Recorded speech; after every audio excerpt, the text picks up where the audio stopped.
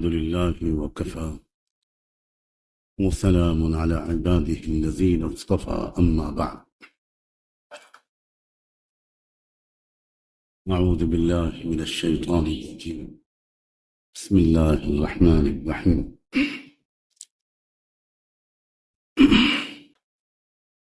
يوم لا ينفع مال ولا بنون إلا من أتى الله بقلب سليم. وقال صلى الله عليه وآله وسلم: إن في الجسد مضغة إذا صلحت صلح الجسد كله وإذا فسدت فسد الجسد كله ألا وهي القلب، أو كما قال صلى الله عليه وسلم. سبحان ربك رب العزة عما يصفون وسلام على المرسلين والحمد لله رب العالمين. اللهم صل على سيدنا محمد وعلى آل سيدنا محمد وبارك وسلم. اللهم صل على سيدنا محمد وعلى آل سيدنا محمد وبارك وسلم. اللهم صل على سيدنا محمد وعلى آل سيدنا محمد وبارك وسلم.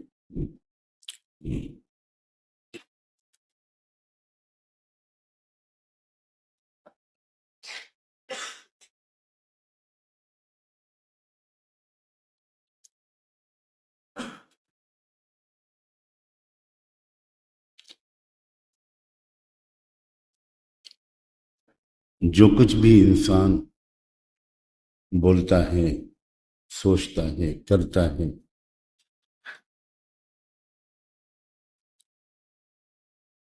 ایک ایک عمل سے اور ایک ایک لفظ اور بول سے انسان کے دل کی کیفیت کی ترجمانی ہوتی،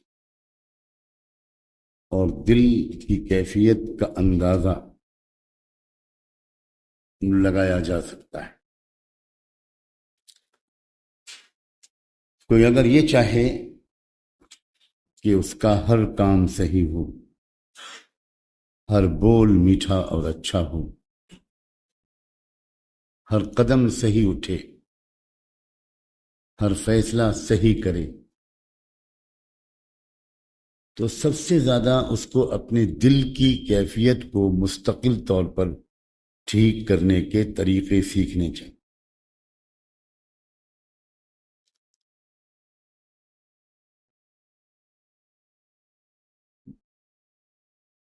دل کی کیفیت کچھ اور ہو اور اوپر سے کچھ اور ہم بولیں اس کے یا کریں،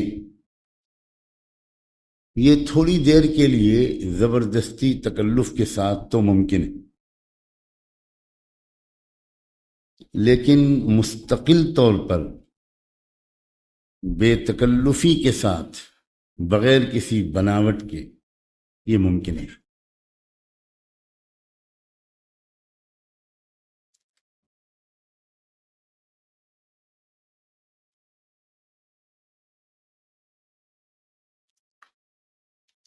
انسان جب اپنی اصلاح کا سفر شروع کرتا ہے تو شروعات میں تو ایک مدت تک اس کو ایسا کرنا ہی پڑتا ہے کہ وہ پوری طاقت استعمال کر کے، پورا زور لگا کر، پوری ہوشیاری اور بیداری کو استعمال کر کے سوچ سمجھ کر کرے، جو کرے، بولے وہ بہت سوچ سمجھ کر بولے، اپنی دل کی کیفیت کے خلاف بولے اور کرے۔ شروع میں تو یہ کرنا ہی پڑتا ہے، لیکن یہ منزل نہیں ہے، یہ انتہا نہیں ہے، اس لیے کہ انسان کے بس میں 24 گھنٹے مستقل طور پر اپنے دل کی کیفیت کے خلاف اپنے آپ کو بنائے رکھنا یہ آسان نہیں ہوتا. شاید اسی لیے اللہ کے رسول صلی اللہ علیہ وسلم نے ایک بات یہ بھی فرمائی کہ تم میں اچھے لوگ صرف وہ ہوں گے جو اپنی گھر والوں کے ساتھ بھی اچھے ہوں.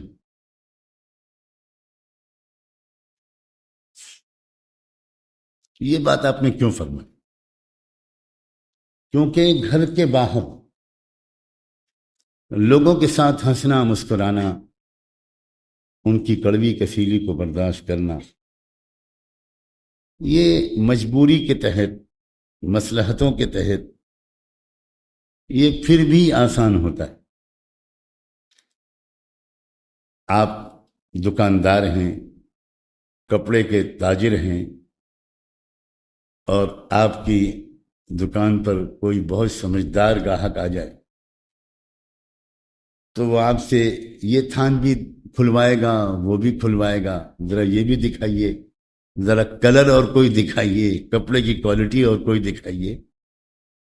اور 1 گھنٹہ پون گھنٹہ خوب آپ کو تھکانے کے بعد 1 گز کپڑا لیے بغیر آپ کی دکان سے چلا جائے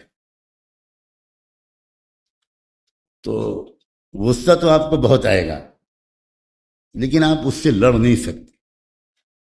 بلکہ وہ الٹا اگر کہے گا بھی کہ بھائی صاحب معاف کیجیے گا، میں نے آپ کو زحمت تو بہت دی مگر وہ پسند نہیں، کوئی بات نہیں بھائی صاحب، آپ اور دیکھیے. وہ کہے گا، اندر سے تو کچھ اور ہے، اندر سے تو جی چاہ رہا ہے کہ قبرستان میں کئی قبروں کی جگہ ابھی باقی.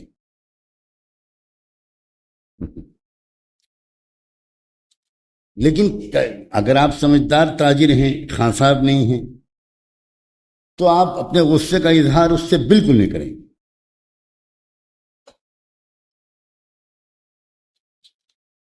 یہ آپ باہر کر سکتے ہیں اور کرتے ہیں، ہم سب کرتے ہیں، ہر آدمی کرتا. لیکن دن بھر میں ایسے اگر 5 گاہک بھی آ گئے تو پھر بیوی کی خیریت نہیں، سارا غصہ اس پر اترنا ہی اترنا ہے. اگر بکری نہیں ہوئی، کم ہوئی، یا کسی عدالت میں کیس میں آپ کے خلاف فیصلہ ہو گیا تو وہاں تو جج صاحب کو تو آپ کچھ نہیں کہہ سکتے. لیکن اس کے بعد یہ جو غصہ نکلے گا نا، یہ اب کہاں نکلے گا؟ اب بتاؤ، میں نہیں جانتا، آپ بتاؤ. ہر بات میں ہی بتاؤں، آپ کے گھر کے راز میں ہی فاش کروں. یہ نکلے گا گھر میں، بالکل نکلے گا.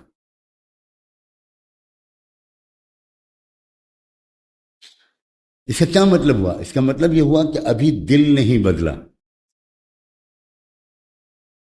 ابھی دل ٹھیک نہیں. یہ جو حضور نے فرمایا کہ گھر میں جس کے اخلاق اچھے ہوں گے اس کو میں مانوں گا کہ وہ نیک ہو گیا، یعنی اس کو میں مانوں گا کہ اس کا دل بدل. اپنے دل کی کیفیت کے خلاف اپنے ظاہری رویے کو بنائے رکھنا یہ تھوڑی دیر کے لیے آسان ہوتا ہے، مستقل طور پر آسان نہیں ہوتا. اور اللہ کے ہاں جو نیکی مطلوب ہے وہ تھوڑی دیر والی نہیں ہے، مستقل والی. اس کے لیے مزاج کا بدلنا ضروری ہوگا. اور گھبرانے کی بات نہیں ہے. شروع میں یہ بہت ہی کم لوگوں کو حاصل ہوتا ہے، شروع میں تو اکثر ایسے ہی ہوتا ہے، لیکن یہی کیفیت زندگی بھر رہے یہ اچھی علامت نہیں. مزاج ہی بدل جانا چاہیے، دل ہی بدل جانا چاہیے. کسی کے دل میں اگر حسد کا جذبہ تھا تو وہ اگر سیکھے گا، کوشش کرے گا تو کم ہوتے ہوتے ختم. اگر کسی کے دل میں بخل کی عادت تھی کہ اس کو خرچ کرتے ہوئے تکلیف ہوتی تھی تو شروع میں تو یہ رہے گا، لیکن آہستہ آہستہ بدل جائے.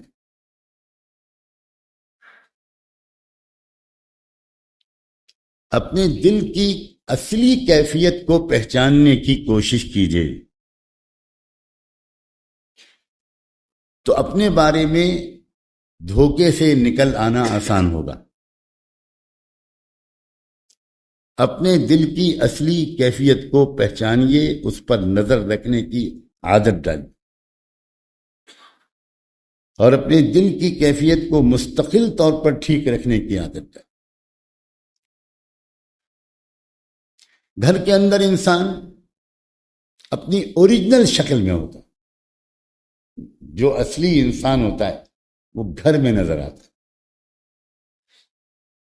اسی لیے ہمارے ایک استاد کہا کرتے تھے کہ تمہارے بیانوں سے، تمہاری تقریروں سے، تمہارے مضمونوں سے، تمہاری نماز سے، کسی چیز سے میں متاثر نہیں ہوں گا. میں سب سے پہلے تمہاری بیوی کی رائے تمہارے بارے میں جاننے کی کوشش کر. اس امتحان میں جو پاس ہو گیا، جس کی بیوی نے اس کی نیکی کی گواہی دے دی اور وہ بھی ڈر کے مارے نہ دی، یہ بھی تو مسئلہ ہے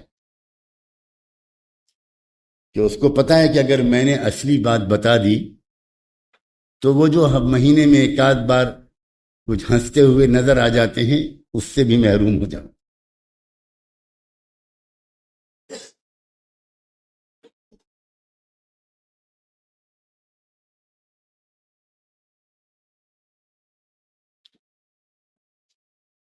انسان سارے تکلفات سے دور، بناوٹ سے دور، اوپر کا بناوٹی لباس بھی انسان گھر کے اندر اتار دیتا.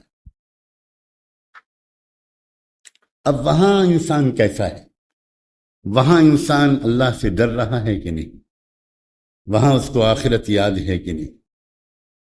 وہاں وہ ہنس رہا ہے، مسکرا رہا ہے، سب کو خوش کر رہا ہے، اور وہاں بھی اس کو نماز کی فکر ہے یا نہیں؟ گھر کے اندر کی اپنی روزمرہ کی مشغولیت میں آدمی کیسا ہے؟ باہر اسی دینی محفل میں بیٹھ کر جو ہمارے دل کی کیفیت ہوتی ہے وہ وقتی ہوتی ہے. اس پر بھروسہ تب ہوگا جب دل کی یہ کیفیت مستقل طور، ورنہ دل کی کیفیت میں اگر غفلت ہے تو قبرستان میں بھی اپنی موت یاد نہیں آتی، اور دل کی کیفیت میں اگر یاد جم گئی تو بازار میں بھی اپنی موت یاد ہے. یہ ہے دل کی کیفیت کا سادہ سا بیان، اور ہر شخص، ہم میں سے ہر شخص اپنے دل کی کیفیت کو دیکھ لے. مایوس تو نہ ہو لیکن فکر مند ضرور ہو. مایوس ہرگز نہ ہو. دیکھو، ہم لوگ اپنے دل کی کیفیت کو دیکھیں گے تو اچھی کیفیت تو شاید ہی کسی کو نظر آئے، اور پھر فوراً شیطان ایک مایوسی کا خیال دل میں ڈال دیتا ہے. اس سے بہت بچنے کی ضرورت ہے. دل کی کیفیت 100% مستقل طور پر ٹھیک نہ بھی ہوئی اور آدمی اس سے زبردستی نیکیاں کرواتا رہا اور گناہوں سے زور لگا کر اپنے کو روکنے کی کوشش کرتا رہا، اور کبھی کبھی پھر بھی گناہ ہو جانے کے بعد معافی مانگتا رہا، تب بھی انشاءاللہ نجات ہو جائے. اتنے مہربان ہیں. لیکن بھائی، جس طرح دنیا میں ہر چیز بڑھیا کوالٹی کی ہم چاہتے ہیں اور کم کوالٹی پر آسانی سے راضی نہیں ہوتے، تو دین کے اعتبار سے بھی، دل کی کیفیت کے اعتبار سے بھی ہم سب بڑھیا کوالٹی سے کم پر راضی نہ ہوں. ہم بھی یہ ارادہ کریں، کمر کسیں، ہمت کریں، اللہ سے مانگیں کہ اللہ، ہم تو ایک ایسا اپنے دل کی کیفیت بنا کر رہیں گے کہ مستقل طور پر اس دل میں آپ کی یاد، آپ کی محبت ہو، تقویٰ ہو، خشیت ہو، انابت ہو، سب کے لیے محبت ہو، نرمی ہو، معاف کرنے کا جذبہ ہو. اللہ ہماری دل کی کیفیت کو مستقل ایسا بنا. ہم اپنی طرف سے کوشش کریں گے، آپ مدد فرمائیں۔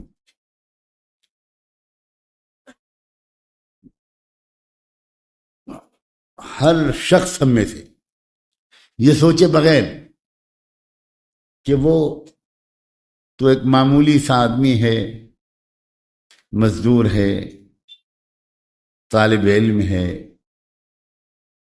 کم پڑھا لکھا ہے، میں کہاں پہنچ سکتا ہوں اس مقام تک؟ میرے لیے تو اتنا ہی کافی ہے کہ 5 وقت کی نماز پڑھتا رہوں، اور بس آگے بڑھنے کی مجھے کوشش ہی نہیں کرنی چاہیے۔ اس وسوسے سے اللہ ہر ایک کو بچائے، ہر ایک کو بچائے۔ اپنے دل کی کیفیت کو ٹھیک کرنے کا ایک پکا ارادہ، اور دل کی کیفیت ٹھیک ہوتی ہے اللہ کی یاد سے۔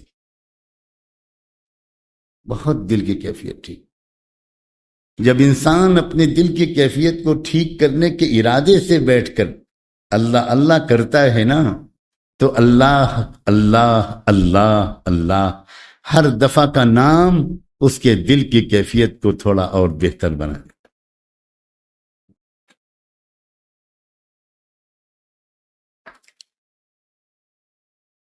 کوئی انسان بیٹھا ہوا اکیلے میں لا الہ الا اللہ الا اللہ الا اللہ الا اللہ اللہ اللہ اللہ کر رہا ہے، اور اس لیے کر رہا ہے کہ اللہ اور کیا طریقہ اختیار کروں، آپ کو بار بار آپ کا نام رٹوں گا تو کچھ نہ کچھ تو دل کو آپ سے محبت پیدا ہوگی۔ اللہ میں آپ کی محبت اپنے دل میں اتارنے کے لیے بیٹھا ہوں، تلاوت اسی لیے کر رہا ہوں، درود شریف اسی لیے پڑھ رہا ہوں، استغفار کی تسبیح اسی لیے پڑھ رہا ہوں، مراقبہ اسی لیے کر رہا ہوں، صرف ثواب کی نیت نہیں کر رہا ہوں اللہ، بلکہ میں اپنے دل کی کیفیت کو بدلوانا چاہتا ہوں۔ تو جب کوئی اس نیت کے ساتھ اللہ کا نام دل سے یا زبان سے لے گا، بتائے ہوئے طریقے پر اللہ کا ذکر کرے گا، اور اپنے دل کو بدلوانے کے لیے بھاگ بھاگ کر بار بار دل کے بدلنے کے کارخانوں میں جائے گا، تو یہ ممکن ہی نہیں ہے کہ اس کے دل کی کیفیت بہتر ہونی شروع نہ ہو جائے۔ شکر پیدا کرنے کے لیے کہتا ہوں، پہلے کی بنسبت آپ میں سے ہر ایک کو بہتری محسوس ہو رہی ہے کہ نہیں؟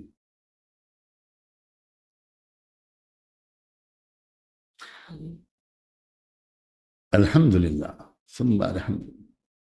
ایک پتھر کی چٹان بھی ہو اور ایک چوٹی ٹپکتی ہوئی ہو اور مسلسل اس کے اوپر ٹپ ٹپ ٹپ پانی کی بوندیں گریں، تو تھوڑے دن کے بعد اس پتھر میں بھی گڈھا پڑ جاتا ہے کہ نہیں؟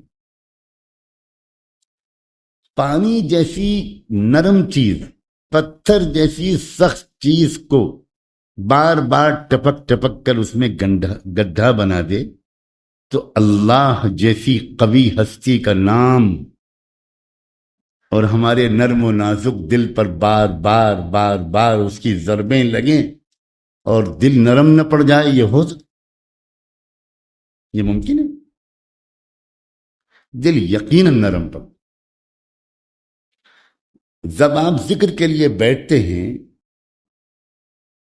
اور ایک مدت تک روزانہ صبح و شام بیٹھنے کی عادت ڈالتے ہیں، تو پہلے آپ کا بدن نرم ہوتا ہے۔ دیر تک ایک نشست پر بیٹھنا آسان کام ہے۔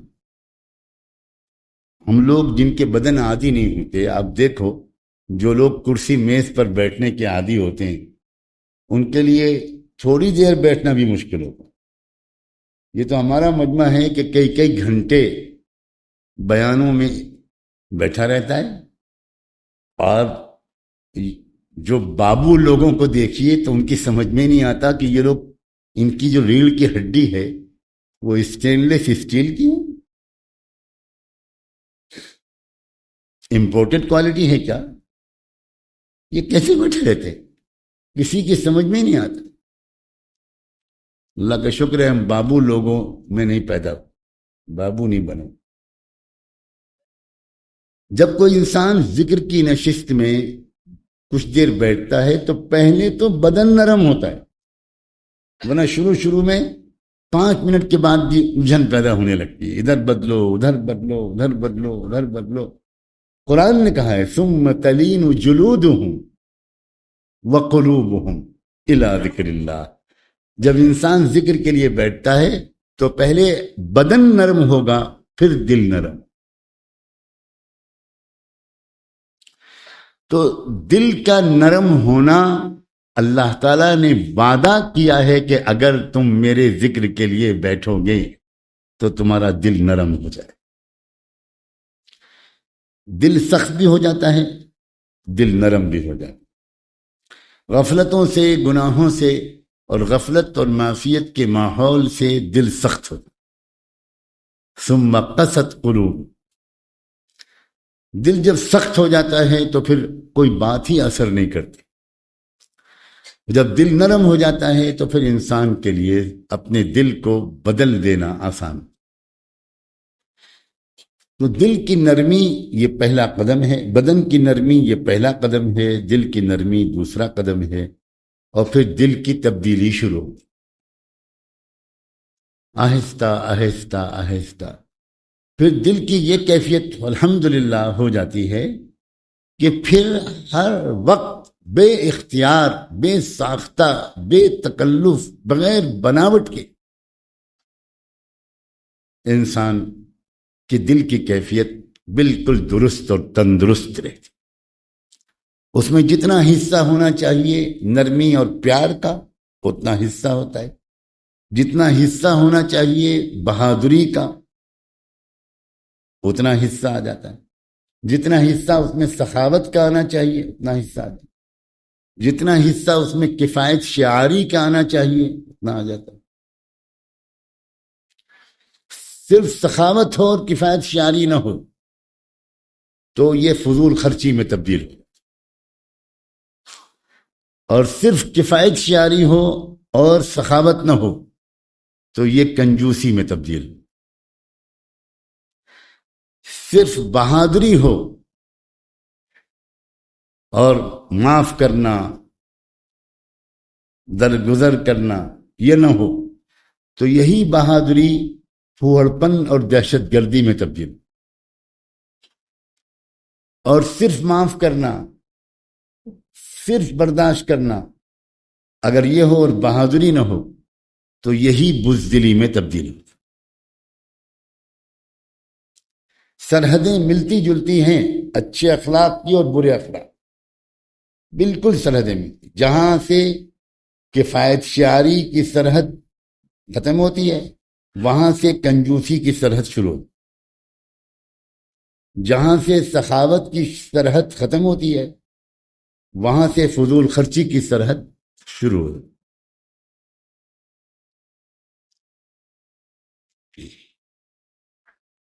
الذين اذا انفقوا لم يسرفوا ولم يقتروا وكان بين ذلك قواما۔ اللہ تعالیٰ تعریف کرتے ہیں ان بندوں کی کہ جو خرچ میں فضول خرچی بھی نہیں کرتے، کنجوسی بھی نہیں، درمیان کی بات۔ یہ جو درمیان کی بات ہے نا، اسی کو دل کی ایک معتدل کیفیت کہتے ہیں، اور دل کی اس معتدل کیفیت والا انسان دنیا کا سب سے مالدار انسان، خوش نصیب آدمی ہے کہ جس کے دل میں سب کچھ بالکل اعتدال کے ساتھ۔ جتنی غلطیاں ہم سے ہوتی ہیں وہ انہی کیفیتوں کی بے اعتدالی کے ساتھ کی وجہ سے، جتنی غلطیاں،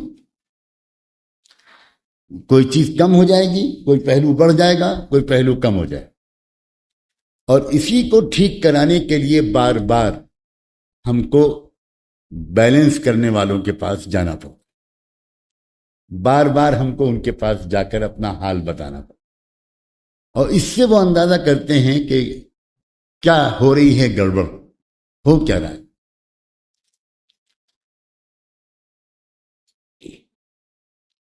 جب انسان کے دل کی کیفیت ٹھیک ہو جائے نا، ہر مشکل سے مشکل مسئلے کو وہ چٹکیوں میں حل کر دے، پریشان نہیں ہوتا۔ اور دل کی کیفیت ٹھیک نہیں ہوتی تو چھوٹے سے چھوٹا مسئلہ بھی بہت بڑا بن جاتا ہے۔ اکثر لوگ پریشان نظر آتے ہیں مختلف مسائل،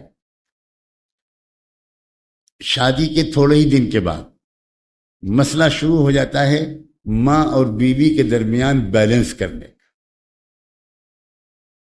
تھوڑے ہی دن کے بعد بہت خوش نصیب ہوتے ہیں وہ جن کے گھر میں یہ مسئلہ نہیں ہوتا، حالانکہ ایسے کسی ایک آدمی کو ڈھونڈنے کے لیے شاید ویتنام تک جانا پڑے،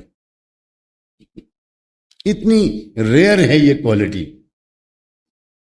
حالانکہ شادی سے پہلے اس کا کوئی تصور بھی نہیں ہوتا، اس لیے کہ لڑکے کی ماں بڑی خوش خوش کپڑے سی رہی ہوتی ہے، ٹانک رہی ہوتی ہے، کام بنا رہی ہوتی ہے، تیاریاں کر رہی ہوتی ہے، اور صاحبزادے اتنا خوش ہوتے ہیں کہ میری امی تو اپنی بہو سے اس سے زیادہ پیار کریں گی جتنا میری امی اپنی بیٹی سے پیار کرتی، میرے لیے تو کوئی مسئلہ ہی نہیں بنے گا۔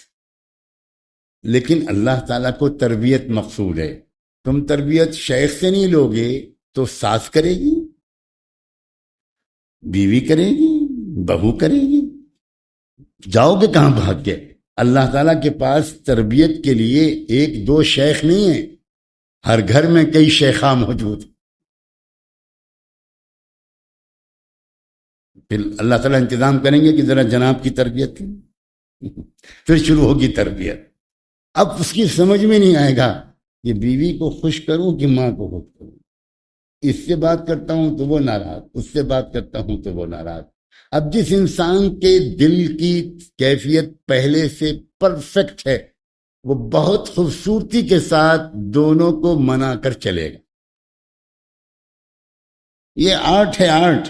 میں تو کبھی کبھی کہا کرتا ہوں کہ کم سے کم ہمارے ملک میں ایک شادی ریہرسل کے طور پر ہونی چاہیے، تاکہ جتنی الا بلا آنی ہے پہلے ریہرسل والی شادی میں آ جائے، پھر اصلی شادی ہو جس میں آدمی بہت بھگت کر اور اچھی طرح ٹریننگ پا کر اور پھر بسم اللہ مجریہا و مرساہا پڑھتے ہوئے نئی زندگی میں داخل ہو۔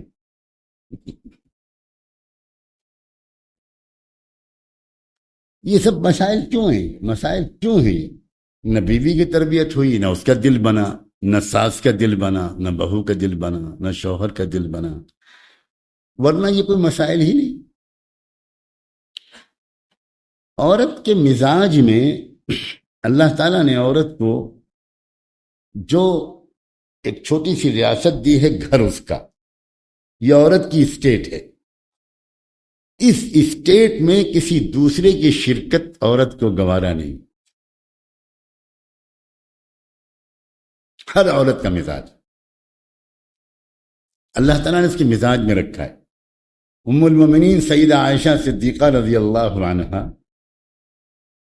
کی باری تھی اور حضور صلی اللہ علیہ وسلم ان کے یہاں تھے۔ کسی دوسری بیوی کے گھر میں کوئی اچھی چیز پکی تو عام طور پر شریف بیویوں کا یہ حال ہوتا ہے کہ شوہر کے اس چیز کو نہ کھائے تو ان کے حلق سے نہیں اترتا، وہ انتظار کرتی ہیں کہ پہلے شوہر کھا لے تب میں کھاؤں۔ ہر شریف بیوی کا یہ حال ہوتا ہے۔ آپ لوگ بڑی حیرت سے سن رہے ہیں یہ بات، شاید آپ کو تجربہ نہیں ہے، میری ہمدردی آپ کے ساتھ۔ دیکھو ماشاءاللہ ماشاءاللہ، جیسے میں آپ بیتی بیان کر رہا ہوں۔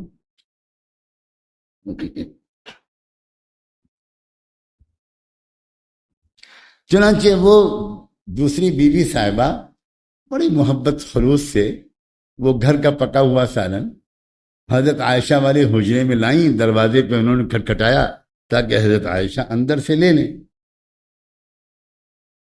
اب حضرت عائشہ کا موڈ خراب ہو گیا،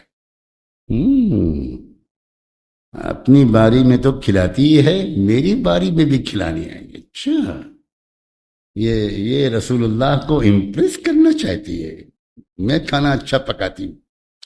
حضرت صفیہ جو تھیں بہت عمدہ کھانا پکاتی.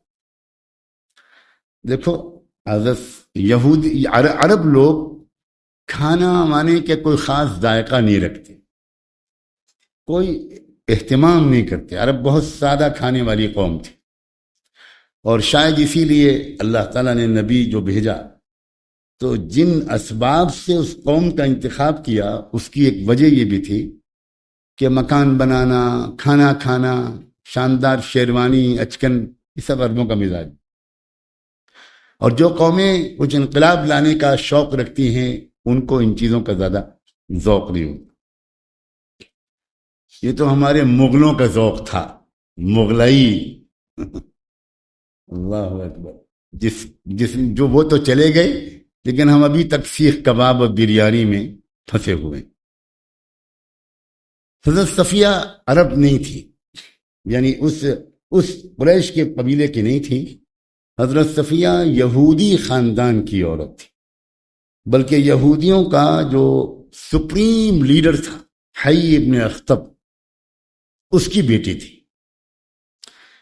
اور حضرت صفیہ بہت اچھا کھانا پکاتی, بہت شاندار ڈشیں جب کبھی تیار کرنے کا موقع مل جاتا ہو تو اس دن کوئی کھانا اچھا پکایا ہوگا, وہ بڑے محبت اور خلوص کے ساتھ دینے چلی آئیں. اب عورت کا اگر موڈ خراب ہو تو پھر برتن ٹوٹنا یقینی ہے. آپ کو کچن سے چھن کی آواز آئے تو سمجھ جائیے کہ بیگم صاحب ناراض.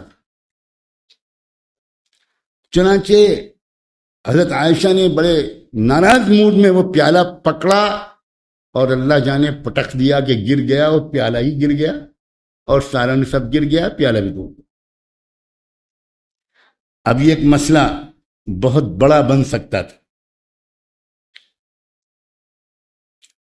حضور خفا ہو جاتے, ڈانٹنے لگتے, حضرت عائشہ کو ڈانٹنے لگتے, حضرت صفیہ کو ڈانٹنے لگتے, بتنگڑ بنتا, میں کے جا کر بیٹھ جاتی, روٹ جاتی, اور پھر یہ ہوتا اور وہ ہوتا. یہ تماشے روز ہوتے ہیں گھروں میں.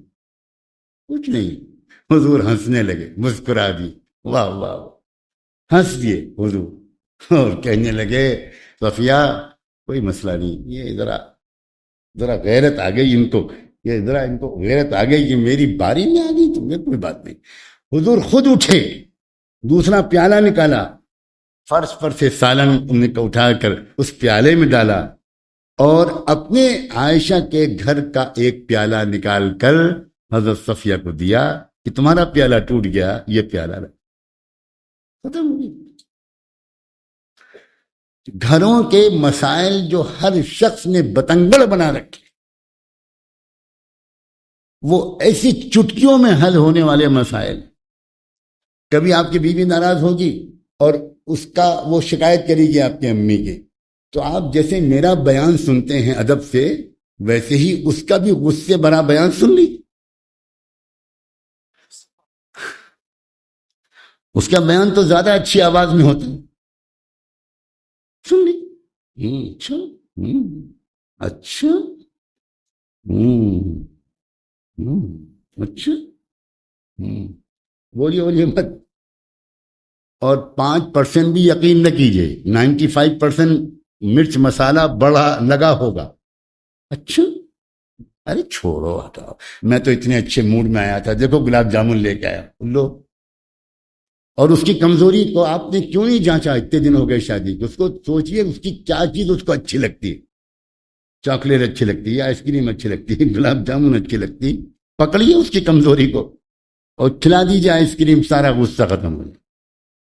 ہاں نہیں میں بھول گیا, آج تو وہ دن تھا نا, ارے چھوڑ, ابھی آ کے سنتے ہیں جھگڑا, ذرا بہت اچھی سی آئس کریم مل رہی, میں لے کے آتا ہوں. وہ بیوی بھی حیران رہے گی کہ میں تو ان کی ماں کے خلاف سرکاری وکیل کی طرح بحث کر رہی تھی اور یہ گئے آئس کریم لینے کے. ختم ہو گیا. جتنی دیر میں آپ آئیں گی آئس کریم ہی کی طرح وہ بھی ٹھنڈی ہو چکی. ختم. اس کی بات ان سے نہ کہیے, اس کی بات ان سے نہ کہیے, ہنس کے ٹال. جو لوگ عورتوں کی باتوں کو ہنس کے ٹالنا نہ چاہتے ہوں, میرا مشورہ یہ ہے کہ وہ دوا کھا لے, شادی نہ کرے.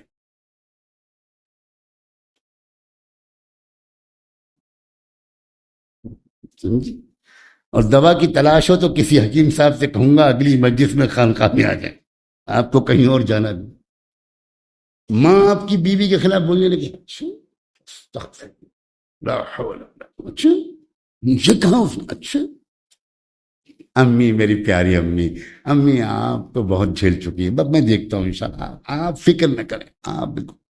اور اس کے بعد میں بیوی کے پاس جاؤ، بات بھی نہ کرنا اس موضوع پر، چھیڑنا بھی نہیں، گلاب کا پھول لے کر جاؤ، چمیلی کا پھول لے کر جاؤ، اور کوئی گفٹ لے کر جاؤ، کوئی کہانی سناؤ، بھول جاؤ، ختم کر۔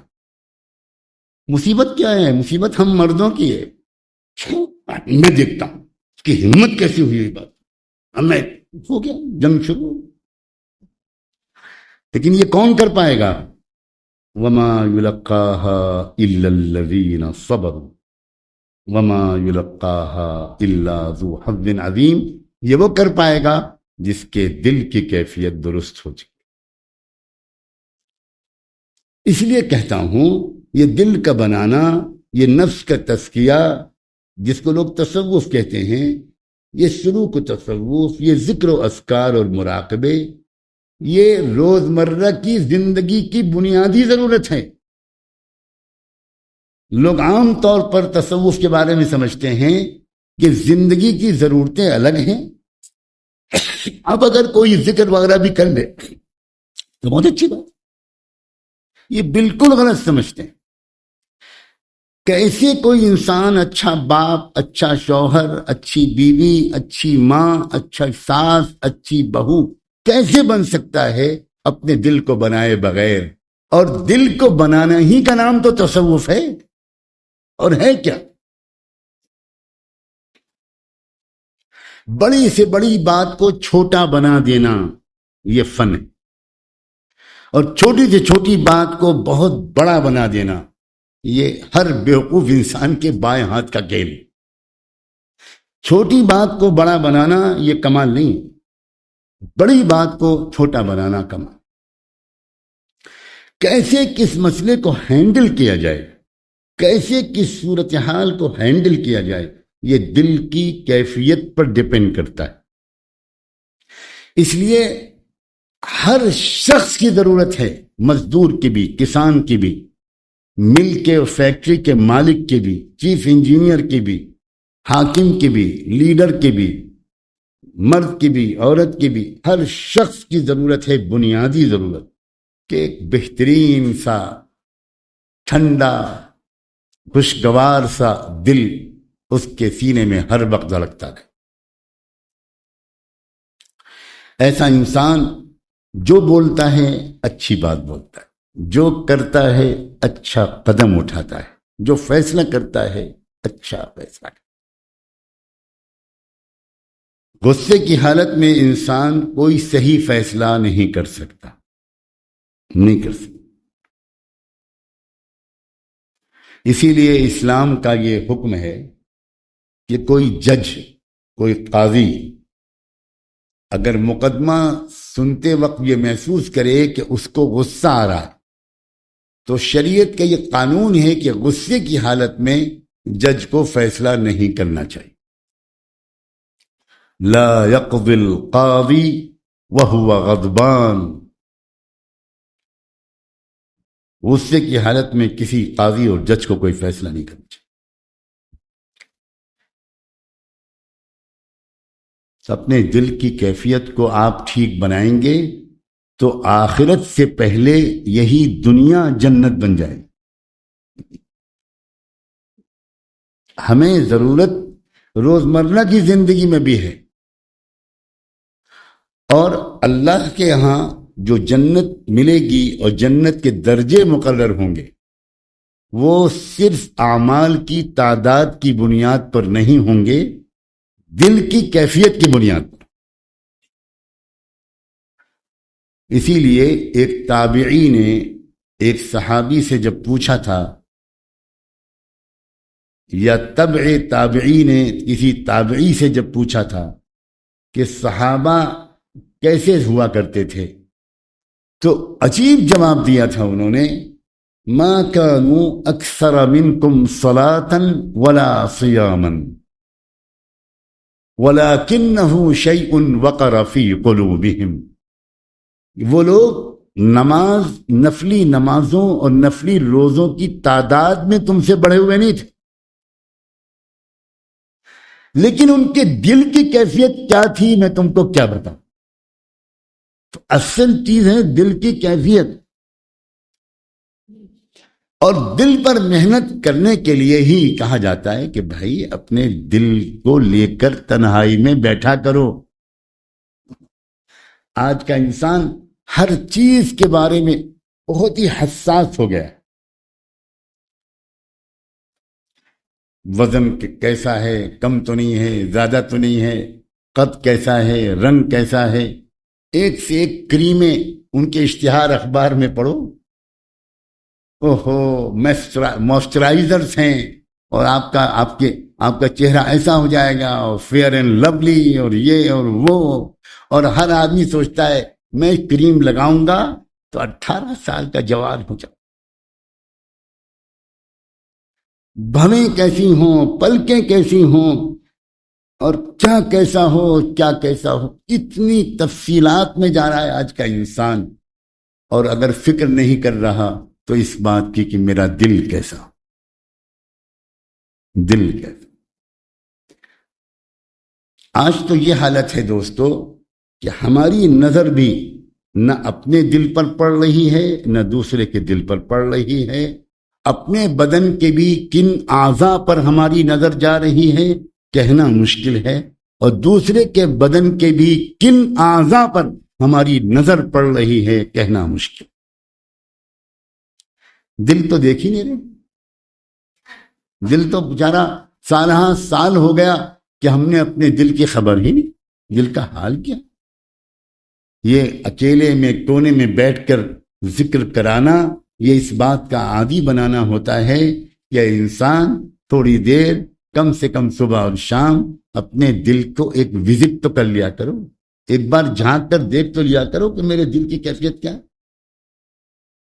یہ دل بہتر ہوتا جائے گا، خوشیاں ملتی جائیں، کامیابیاں ملتی جائیں، اعمال، اخلاق، الفاظ، بول، فیصلے سب درست ہوتے چلے جائیں گے۔ اللہ تعالی سمجھنے کی اور فیصلہ کرنے کی اور معمولات کی پابندی کی توفیق۔ بہت لوگ اس سلسلے میں جو احوال سناتے ہیں وہ عجیب سے ہوتے ہیں، بہت کم لوگ ہیں الحمدللہ ہیں اور بڑھ رہے ہیں جو یہ کہتے ہیں کہ پابندی سے الحمدللہ معمولات کر رہا۔ بھائی جو دوا صبح و شام کھانی ہے آپ ایک ہی وقت میں کھاؤ گے فائدہ ہوگا؟ ہر علاج کا ایک کورس ہوتا ہے، صبح اور شام 1-1.5 گھنٹہ صبح، 1-1.5 گھنٹہ شام اپنے دل کی کیفیت کو درست کرنے کے لیے بیٹھنا، اور دل درست کر کے دنیا ہی میں جنت کا مزہ لینا، یہ سستا سودا ہے یا مہنگا؟ اور یہ 1 گھنٹے کی کاہلی کر کے پوری زندگی کو جہنم بنا لینا، یہ سمجھداری ہے؟ سمجھدار آدمی وہ ہے کہ جو یہ کہے کہ یہ تو بہت سستا سودا ہے، میں 1 گھنٹہ صبح 1 گھنٹہ شام ضرور بیٹھوں گا اور میرے دل ٹھیک ہوتا جائے گا تو سب کچھ ٹھیک ہوگا۔ میں تو کہتا ہوں صحت پر فرق پڑے گا، صحت پر، تندرستی تمہاری بہتر ہو، کر کے دیکھ لو۔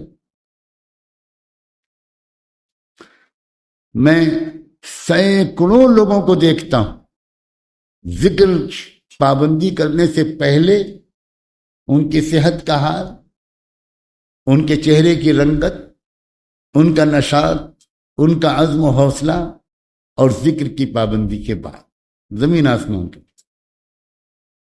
زمین آسمان کا۔ اللہ تعالی قدر کی توفیق دے، قدر کی توفیق دے۔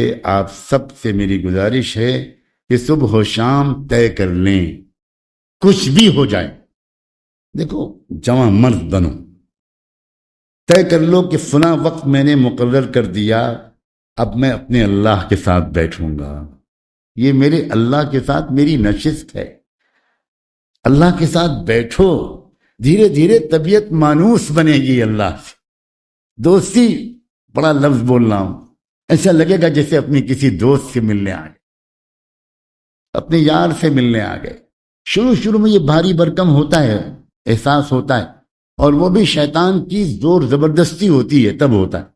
بہت سے لوگ کہتے ہیں کہ مراقبے میں بیٹھتا ہوں، ذکر کرنے بیٹھتا ہوں، ایسا دباؤ محسوس ہوتا ہے، گھبراہٹ محسوس ہوتی ہے، جی چاہتا اٹھ کے بھاگ جاؤ، کبھی کچھ کہتا ہے۔ یہ جو کچھ آپ لوگ کہتے ہیں یہ سچ کہتے ہیں، جھوٹ نہیں کہتے، لیکن ظاہر ہے آپ ادھر ذکر کے لیے بیٹھے، ادھر شیطان اپنی فوج کے ساتھ آگے۔ آپ یہ نہ سمجھیے کہ شیطان آپ کو آرام آرام سے ذکر کرنے کے لیے چھوڑ دے گا، یہ بالکل مت سمجھیے۔ وہ جانتا ہے، ہم سے زیادہ جانتا ہے کہ اگر اس بندے نے ذکر کی پابندی کر لی تو میرے چنگل سے نکل جائے گا، پھر یہ میری نہیں مانے گا، میرے قابو سے نکل جائے گا۔ اس لیے وہ شروع میں بڑا زور لگاتا ہے، اور شروع میں تو ہر کام میں مشکل پیش آتی ہے کہ نہیں؟ آپ نے اگر جب سائیکل چلانا سیکھا ہوگا، بائک چلانا سیکھا ہوگا، تو شروع میں مشکل پیش آئی تھی کہ نہیں؟ ہر کام میں مشکل پیش آتی تھی۔ آدمی ڈرائیونگ سیکھتا ہے، شروع میں ہر کام میں مشکل، اس میں بھی مشکل پیش آتی ہے۔ بجائے کلچ دبانے کے ایکسیلیٹر دبا دیا، گاڑی گھس گئی کہیں۔ یہ تو ہوتا ہے، ہر کام میں ہوتا ہے۔ اب کچھ لوگ وہ ہوتے ہیں جو چھوڑ کے بھاگ جاتے ہیں، وہ پھر کچھ نہیں سیکھ پاتے، اور کچھ لوگ ہوتے ہیں کہ شروع کے ان دنوں کو گزار لیتے ہیں، دھیرے دھیرے سب مشق ہو جاتے ہیں۔ اسی طرح ذکر میں جب انسان شروعات کرتا ہے تو بالکل یقیناً شیطان اس کو بہت زیادہ ستاتا ہے، لیکن شیطان کوئی طاقتور دشمن نہیں ہے، اس کو ہوا نہ بناؤ۔ حضرت معاویہ رضی اللہ عنہ سے سبق لو۔ ایک دن تہجد کی نماز چھوٹ گئی حضرت معاویہ کی، آنکھ ہی نہیں کھلی، فجر کے وقت آنکھ کھلی، سارا دن روزہ رکھا، روتے رہے، معافی مانگتے رہے، گڑ گڑاتے رہے کہ اللہ آج تہجد چھوٹ گئی ہے، میں کیا منہ دکھاؤں گا، مجھے معاف کر۔ سارا دن استغفار کی کثرت کی۔ اگلی صبح جب پھر تہجد کا وقت آیا تو کسی نے ان کو جگانا شروع کیا، تو حضرت معاویہ حیران کہ یہ کون صاحب ہے جو میرے خوابگاہ میں داخل ہو کر مجھے جگا رہے ہیں؟ کون ہے بھائی؟ پوچھا انہوں نے کون ہے، تو ان کا ابلیس ہوں۔ ان کا اچھا اتنا نیک کام کیوں بھی؟ تم کو اتنی مہربانی کا حضور آپ پڑھ لیجئے تہجد، اس لیے جگانے آیا ہوں۔ بھائی تم تہجد کے لیے جگانا تو کب سے شروع کر، سلانا کام تھا تمہارا۔ اس نے کہا وہ جو کل تہجد چھوٹی نا تو دن بھر جتنا آپ روئے اس میں تو آپ ہزاروں میل اور اوپر چلے گئے، تو قبلہ آج آپ پڑھ ہی لیجئے۔ تو شروع میں یہ شیطان بہت تھکائے گا، بہت گڑبڑ کرے گا، اس کے بعد یہ سیدھا ہو جائے، پھر نہیں کرتا یہ کام، نہیں کر پاتا، یقین مانو نہیں کر پاتا۔ پھر اور حربے استعمال کرے گا، پھر جب وہ حربہ استعمال کرے گا اس کا علاج بتایا جائے گا، اس کا توڑ بتایا جائے گا۔ اس لیے شروع کی یہ جو مدت ہے نا، اس میں ہار نہ ماننا، اس میں جمے رہے تو انشاءاللہ بیڑا بالکل پار ہے۔ جتنے اب تک مجھ کو حالات ملے تھے سب کا جواب میں نے اس وقت کے بیان میں دے دیا۔ اب اللہ کرے مغرب بعد 2 ہی 4 لوگ بچے ہوں جو ملاقات کریں، باقی السلام۔ سب کے جوابات دیے میں نے، اتنے بہت سے پرچے آئے تھے میرے پاس، اور یہ سارا بیان انہی کے جواب میں ہوا ہے۔ اب آپ کہیں کہ آپ سے الگ الگ کہیں، زین العابدین صاحب آپ، اور محمد سعید صاحب آپ، اور حاجی کبن صاحب آپ، وہ سب ہو گیا۔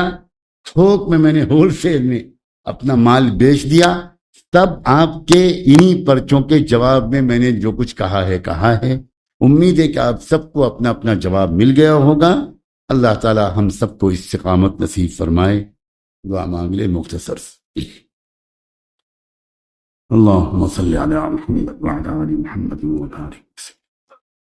اللہ ہمیں ذکر کی پابندی نصیب فرما، شیطان پر غلبہ نصیب فرما، شیطان اور نفس سے ہار جانے سے ہم سب کو بچائے۔